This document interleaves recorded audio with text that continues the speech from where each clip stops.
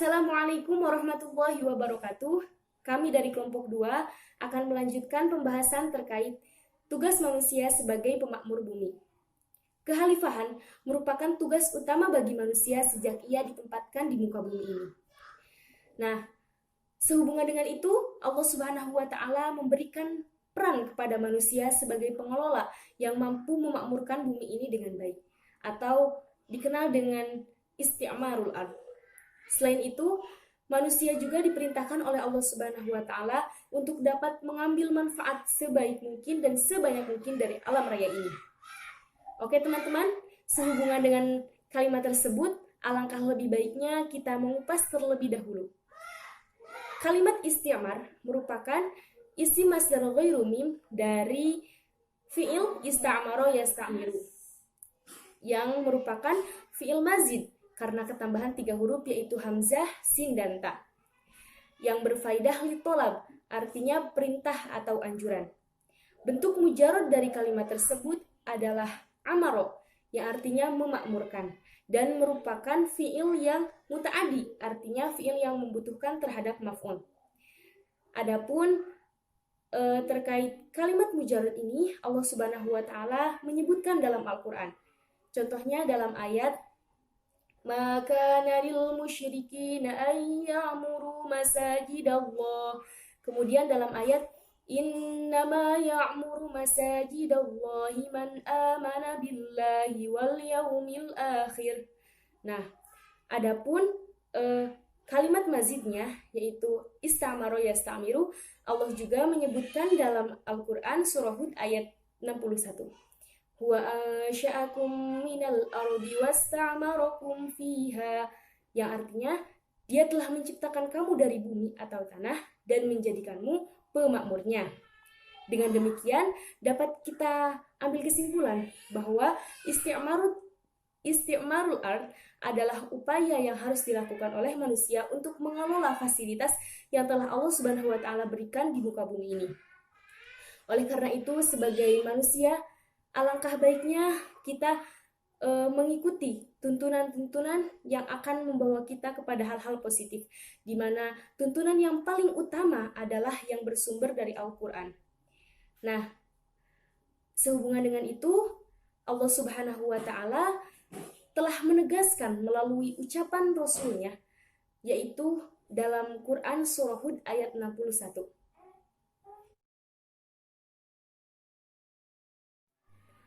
Untuk memahami ayat ini, kami tuliskan dalam makalah penjelasan dari kitab tafsir Ibnu Katsir yang titik tekannya ada pada kalimat wasta'marakum fiha, yang artinya dan menjadikan kamu sebagai pemakmurnya.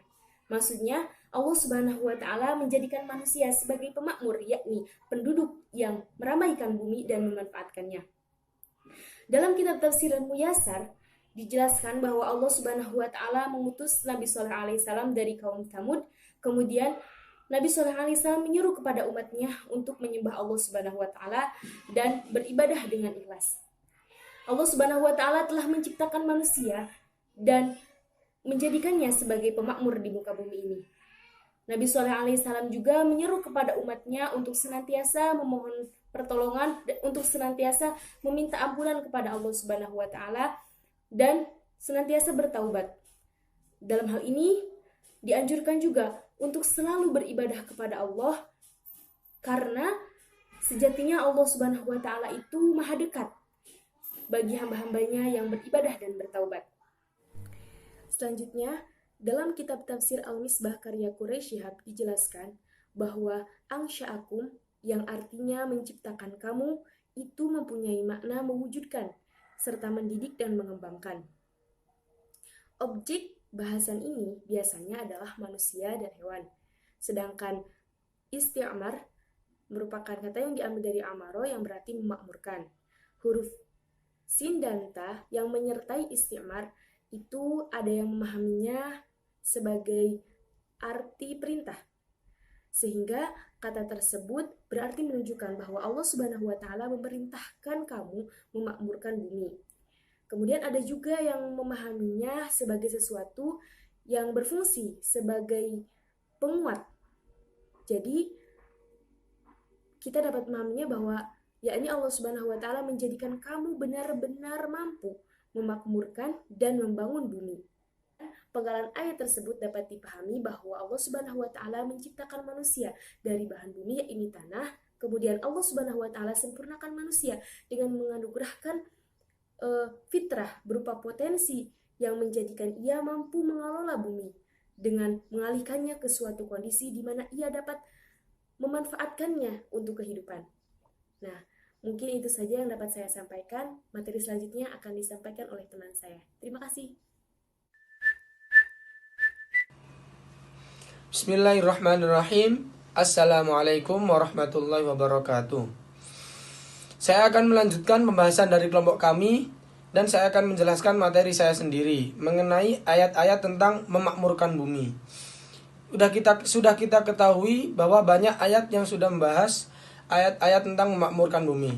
Dan saya akan membacakan satu potongan ayat saja yang terdapat dalam surat Hud ayat 61 yang berbunyi, Bismillahirrahmanirrahim. Huwa ansha'akum minal ardi wasta'marakum fiha al-ayah. Shadaqallahul azim. Yang artinya Dia telah menciptakan kita dari bumi dan Dia menyuruh kita untuk menjadi pemakmurnya. Dalam ayat tersebut sudah jelas maksudnya bahwa kitalah yang harus menjaga kemakmuran bumi, bukan siapa-siapa. Dan saya akan menyebutkan kiat-kiat untuk memakmurkan bumi. Di sini ada beberapa poin untuk memakmurkan bumi.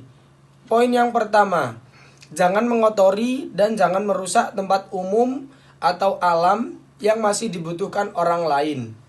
Misalnya, 1. Jangan mengotori tempat umum. Jangan mengotori kelas, misalnya kelas untuk belajar dan mengajar. Jika kelas itu kotor, maka kita tidak akan fokus dalam belajar mengajar. Dan yang kedua, jangan merusak properti-properti yang ada di kampus. Misalnya jangan rusak proyektor, jangan merusak kursi, meja, dan yang lain-lain. Poin yang kedua, hendaknya kita tidak menebang pohon sembarangan. Kita tidak merusak tanaman sembarangan. Karena tanaman atau pohon tersebut bisa bermanfaat untuk kita. Jikalau tidak ada tanaman dan pohon, jikalau ada banjir, itu tidak ada yang penangkalnya. Jadi pohon dan tanaman tersebut bisa menjadi penangkal banjir. Dan poin yang terakhir, poin yang ketiga, kita seharusnya menggalakkan reboisasi dan penghijauan tanaman kepada tanah yang sudah tandus. Karena tanah yang sudah tandus itu akan rawan menjadi longsor ataupun rawan banjir. Maka kita harus menggalakkan reboisasi dan penghijauan alam supaya tanah kita asri, adem, dan tidak rawan banjir dan longsor. Sekian dari saya, materi saya. Saya Muhammad Akhlis Irfan berterima kasih kepada teman-teman yang sudah mendengarkan dan melihat saya.